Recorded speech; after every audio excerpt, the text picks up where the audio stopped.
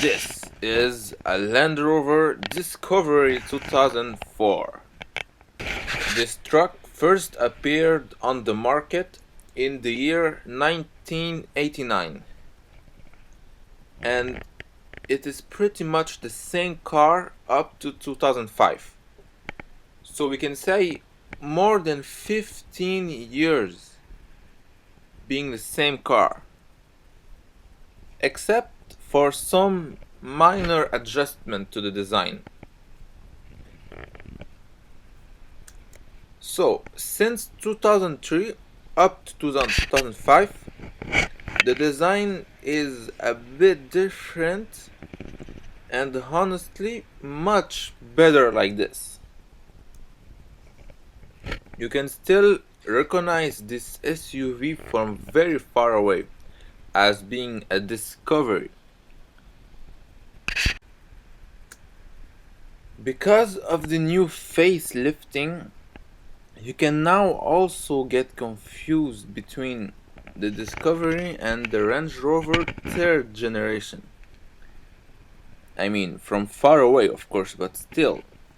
This is mostly because of the front headlights, which are indeed very similar to the 3rd generation Range Rover. For those that still get confused with how Land Rovers are called, or maybe nobody but me get confused, but still, okay, so there is the Land Rover, which is the make of the car, and then there is Range Rover, which is the model of the car. And the car that I am reviewing right now is called Land Rover Discovery. And all I'm saying is that with the new design, it is starting to look like a Land Rover Range Rover. From the side point of view, no one can mistake this car for anything else than a Discovery. Indeed, because of this third window. The design is made in such a way that the roof is raised up at the end with an extended window on top. So from that point of view, the Discovery is truly unique, even compared to any other car. Finally, in the rear design, if you compare the previous design and this one, you can easily understand that this car needed a new look. It just was looking too old, especially for a $70,000 car. So from the rear point of view, it did not always look as much nice as it is looking right now. I'm just amazed at how well those rear lights fit in the overall design. So that is about the exterior design. Now let's take a look at the interior design. Yeah, look at this special dotted leather. It is just amazing. I don't know if the black leather looks like this, especially with the full sun lighting the interior. Usually that's why I prefer lightish color of interior, because otherwise I feel it hides the fine details of the design.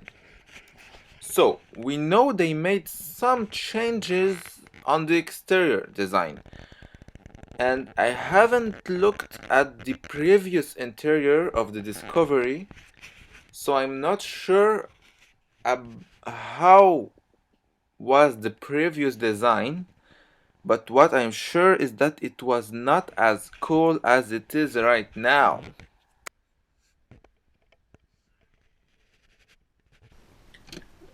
I like this kind of door, where there is no unnecessary material, simply simple.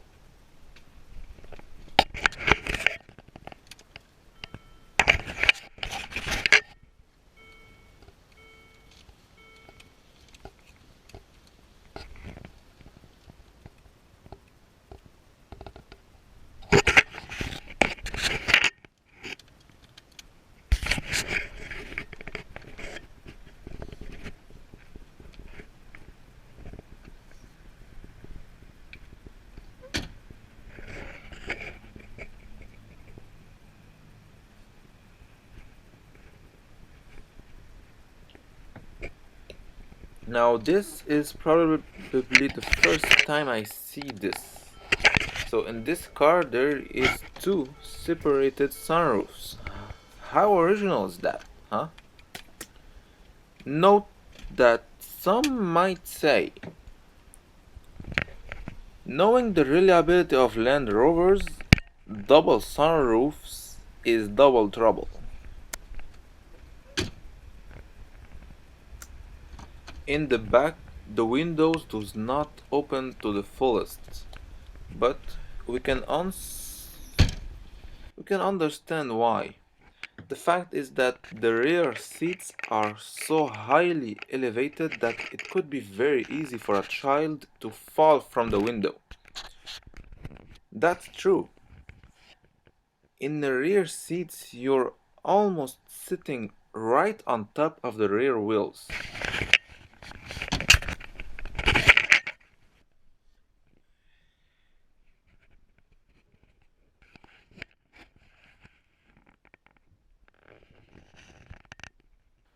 Truly, the first feeling I got when being inside was of being in a 4x4 S-Class. And notice that the true 4x4 S-Class is supposed to be the Land Rover Range Rover. So I can only imagine how cool it must be to own the Range Rover.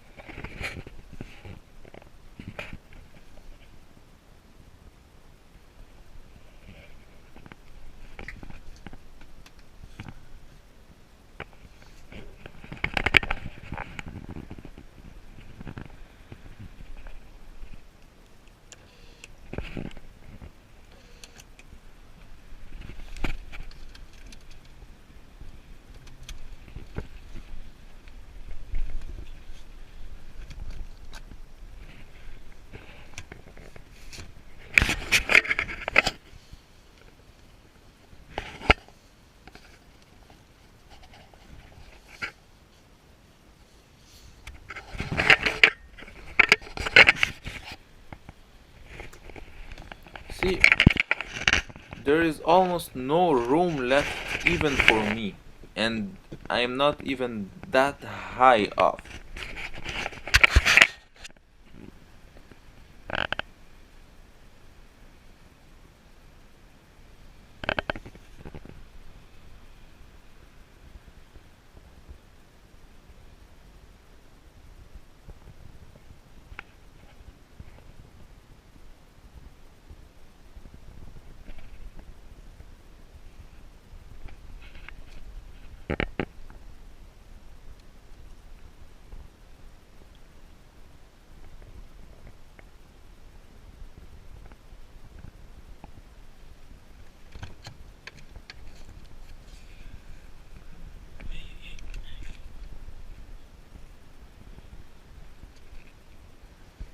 This specific discovery is called the LR7, which is the version which features 7 seats for 7 people.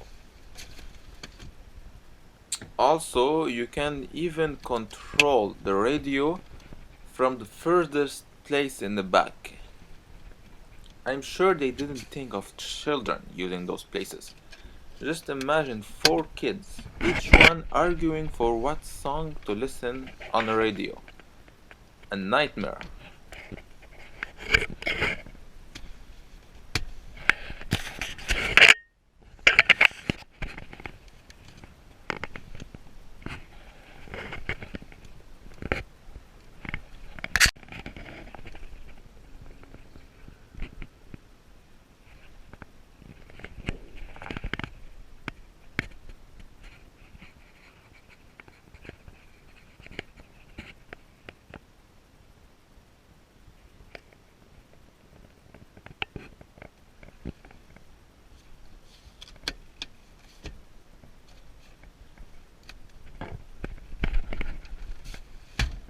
I know, it might look weird getting in and out in the back that way. We're supposed to use the rear door. Oh yeah, that door does not open. I don't know why, but I guess this is part from owning a Land Rover. You know, you get to enjoy the best quality car ever, but you have to learn to live with unexpected problems. This is the reliability that comes with each Land Rover.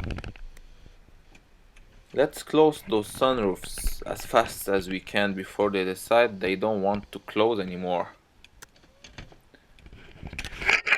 Wherever those are called, I feel they're kinda cheap to be in here. Hey, that's not what I would expect in a Land Rover, but anyway. The seats are electric.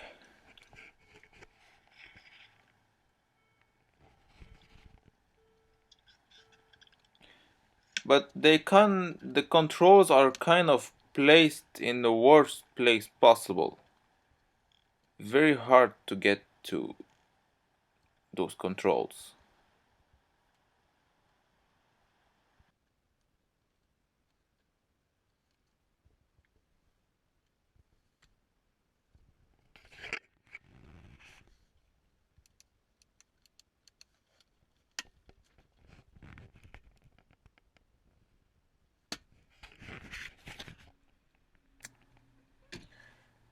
Let's talk about the engine.